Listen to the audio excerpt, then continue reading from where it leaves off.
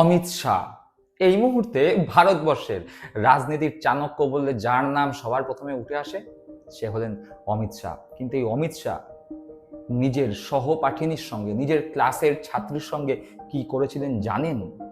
সেটা জানতে আজকের পর্ব পুরোটা দেখতে হবে। আর প্রথমেই বলে দিই, পর্বটা একটু দীর্ঘ হতে পারে, তাই ধৈর্য নিয়ে দেখবেন। যদি মনে করেন পুরোটা দেখার মতো সাহস বা ইচ্ছা আপনাদের আছে তবেই দেখবেন, না হলে এখনই ভিডিও স্কিপ করে যেতে পারেন।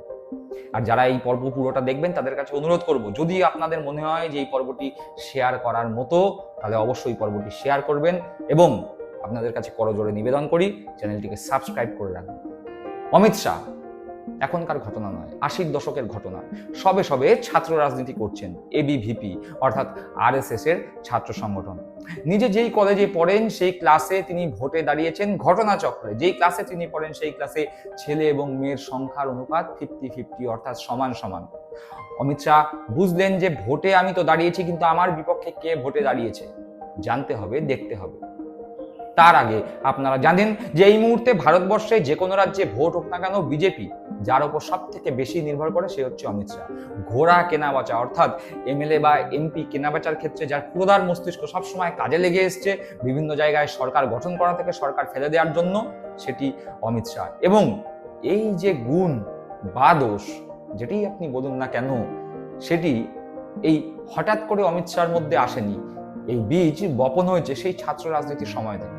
তো ফিরে যাই সেই কথায় যে অমিত শাহ নিজের ক্লাসের ভোটে দাঁড়িয়েছেন, সেই ক্লাসে ছাত্র এবং ছাত্রীর অনুপাত সমান সমান 50-50। অমিত শাহের বিরুদ্ধে ভোটে অবতীর্ণ হয়েছেন একজন ছাত্রী।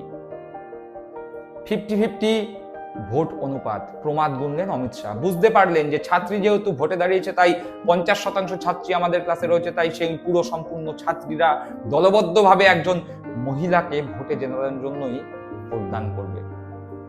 উপরন্তু 50% ছাত্র যেখানে রয়েছে তারা সবাই আমাকে ভোট নাও দিতে পারে, কিন্তু ভোটে তো জিততেই হবে। অমিত শাহ হারার জন্য ভোট যুদ্ধে অবতীর্ণ হননি। তাই কি করলেন জানেন? এখন যেমন ভোট কেনা বেচা বা ঘোড়া কেনা বেচা, তখন তো আর ঘোড়া কেনা বেচার ব্যবস্থা ছিল না, ছিল না মোবাইলও। নিজের ঘনিষ্ঠ বৃত্তের বন্ধু বান্ধবদের দিয়ে ল্যান্ড ফোন ছিল তখন প্রত্যেকের বাড়িতে, প্রত্যেক ছাত্রীর বাড়ির ল্যান্ড ফোনে ফোন করালেন, ফোন করিয়ে বললেন আগামীকাল কলেজে ভোটের দিনে ঝামেলা হতে পারে, কাকু কাকিমা স্যার বাবু আপনারা কিন্তু আপনাদের কন্যাকে কলেজে পাঠাবেন না, ঝামেলা হতে পারে।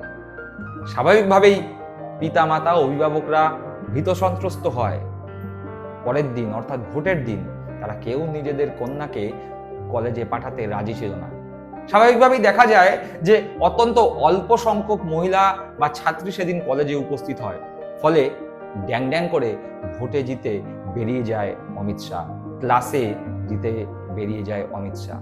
আর নিজের ক্লাসের ছাত্রীর সঙ্গে এইভাবেই প্রতারণা করেছিলেন অমিত শাহ। আর যে প্রতারণা একদম ছাত্র জীবন থেকে, রাজনীতির হাতে খড়ি যেই ছাত্র জীবনে, সেখান থেকে যে প্রতারণা শুরু করেছে, সে এখন এই বয়সে এসে প্রতারণা করবেন না তা ভাবাও অবিশ্বাস্য ঘটনা। তাই অমিত শাহ যখন থাকবে, বিজেপি যখন ভোট যুদ্ধে অবতীর্ণ হবে, বিজেপি বিরোধী প্রত্যেকটি দলকে সজাগ থাকতে হবে, সতর্ক থাকতে হবে যে ছাত্র রাজনীতি থেকে ভোটের লড়াইয়ের সময় প্রতারণা করে এসছে, সে বারংবার প্রতারণা করবে। তাই অমিত শাহ চাণক্য কিনা জানি না, কিন্তু ভোট যুদ্ধে ছলচাতুরি বা প্রতারণা করবার অভ্যাস তার যে ছোটবেলার, তা নিঃসন্দেহে বলে দেওয়া যায়। কেমন লাগলো আজকের এপিসোড জানাবেন। সকলে ভালো থাকবেন।